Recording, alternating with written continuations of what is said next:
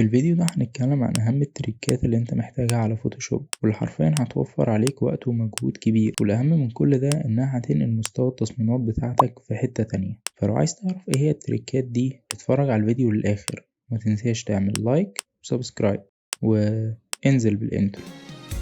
أنا مصمم مش ماشي قبل ما تتكلم.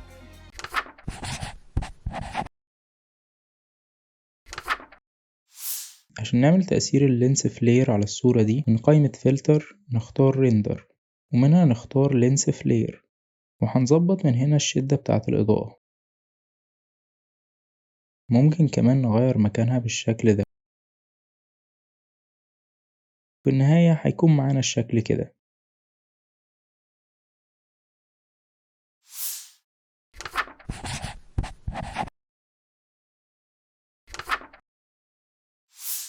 ودلوقتي لو بصينا في التصميم ده هنلاحظ ان رقم 100 معمول عليه تأثير 3D بالشكل ده.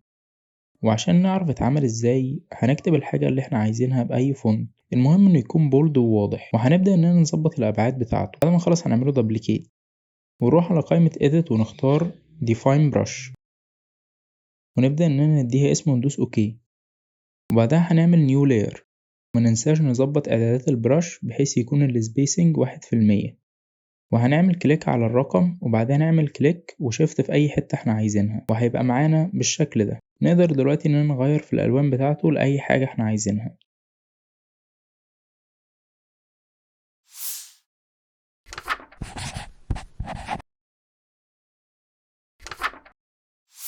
هنتكلم دلوقتي عن أداة مش كتير يعرفها، وهي الباتش تول. هنبدأ اننا نختارها من هنا، وهنحدد على الخط الابيض ده مثلا في الصورة، ونبدأ اننا نسحب على اي شكل جنبه بحيث ياخد منه. ودي طريقة سهلة جدا لو عايزين نشيل اي عنصر من الخلفية. وينفع كمان اننا نضيف عنصر عن طريق اننا نحدد العنصر وناخد منه كوبي بألت وسلكت، وهيبقى معانا بالشكل ده.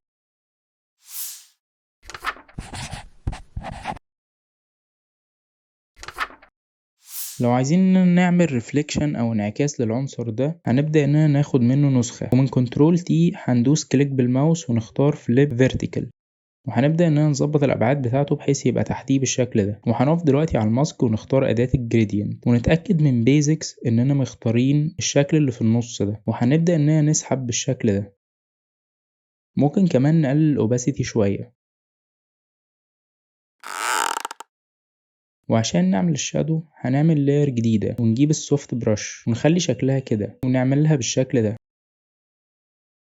وعشان نضيف واقعية اكتر هنعمل سيلكت على العنصر من هنا، وبالسوفت براش برضو هنعمل كونتاكت شادو، بس لازم قبلها نتأكد ان الفلو قيمته قليلة.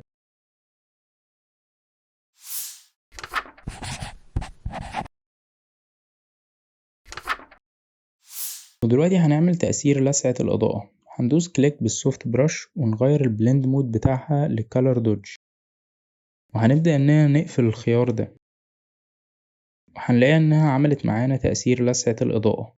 مش فاضل بس غير اننا نظبط الأبعاد بتاعتها على المنتج.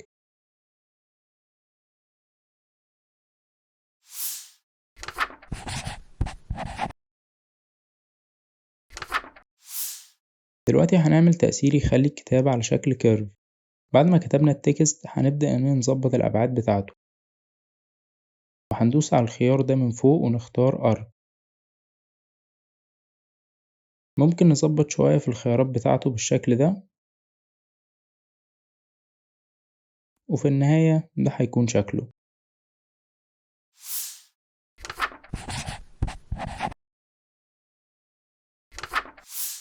ودلوقتي هنعمل شكل الدايرة مثلا،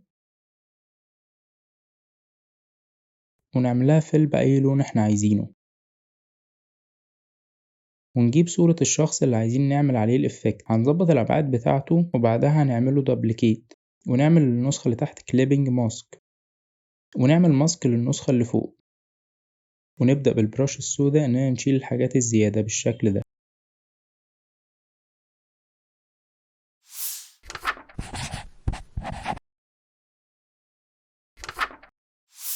على طول بنشوف تأثير الكتابة ده اللي بيبقى داخل في التصميم. فلو عايز تعرف بيتعمل ازاي اتفرج للآخر. أول حاجة هنكتب التكست بتاعنا بأي فونت عايزينه، وهنظبط أبعاده بحيث يبقى في نص الديزاين كده. هناخد منه كوبي ونحطها في الآخر خالص. هنعمل التكست اللي فوق ستروك ونتأكد إنه بنفس اللون وندوس أوكي. هنكرر نفس الخطوة للتكست اللي تحت.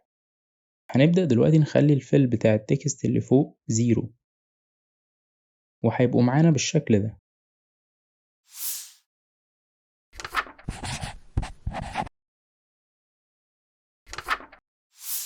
دلوقتي عندنا الشكل ده وعايزين نعمل منه نسخة في نفس المكان بالظبط بس يكون الناحية التانية. لو بالطريقة التقليدية هنعمل منه كوبي ومن كنترول تي كليك هنختار فليب هوريزونتال ونبدأ ننقله يدوي الناحية التانية. بس للأسف الطريقة دي مش دقيقة قوي ومش هتضمن إنه يبقى موجود في نفس المكان بالظبط. عشان كده الطريقة الأحسن إننا نعمل خط فاصل في التصميم بالظبط، وده هنعمله من فيو نختار نيو جايد ونكتب هنا مقاس العرض بتاع التصميم ونقسمه على 2 وندوس أوكي. هيبقى معانا بالشكل ده. هنبدأ دلوقتي ناخد نسخة ونحددها من كنترول تي ونعمل كليك على الخط واحنا دايسين على ألت. بعدها هنعمل فليب هوريزونتال هتلاقيه اتنقل بكل سهولة. وده الشكل النهائي.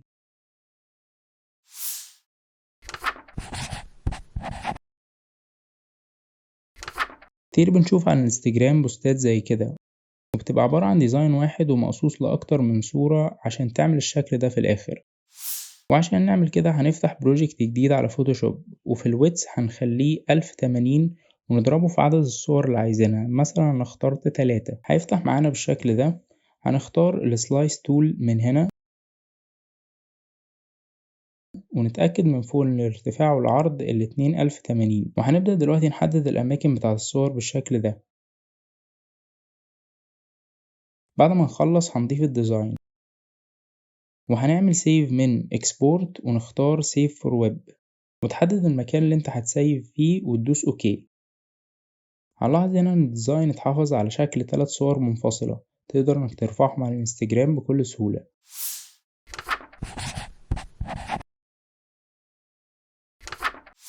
لو انت كنت شغال على بروجكت كبير زي ده هتلاحظ من قائمة اللايرز ان الصورة المصغرة بتاعت كل لاير مش باينة وده ممكن يعمل لخبطة كبيرة اثناء الشغل. فالحل ببساطة ان احنا هنروح على ال3 شرط دول ونختار بانل اوبشنز ونفعل الاختيار اللي مكتوب عليه لاير باوندز وندوس اوكي.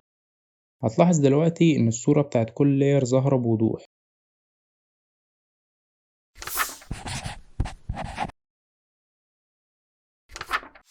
اخر حاجة معانا وهي لو عايزين نخلي صورة الووتر سبلاش دي ترانسبيرنت هنعمل ايه؟ اول حاجة هنعمل كنترول A وكنترول C عشان ناخد منها كوبي. بعدها هنعمل لها ماسك ونقف على الماسك وندوس كليك وال ونعمل بيست للصورة من كنترول V. دلوقتي هنعكس الماسك من كنترول I ونخلي اللاير راسترايز من هنا. بعدها هنقف على اللاير نفسها وندوس Alt و Delete وهتبقى معانا بالشكل ده. وبكده نكون وصلنا لنهاية الفيديو. ما تنساش لو عجبك الفيديو اعمل لايك وسبسكرايب. اشوفك الفيديو الجاي. سلام.